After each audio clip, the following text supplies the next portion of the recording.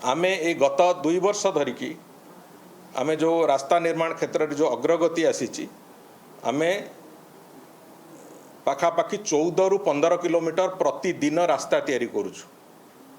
तांकर प्रगतिर 2 गुणा प्रगति आमे रास्ता निर्माण क्षेत्र में आरंभ करिछु। आमे रास्ता जो ई प्रोक्योरमेंट टेंडर हिसाब रे आमे 2024-25 रे 34,000 टेंडर आमे फ्लोट करिथिलु विभिन्न प्रकल्प पई एवं ताकू बढ़े कि आमे 25-26 रे 60,000 टेंडर फ्लोट करिछु।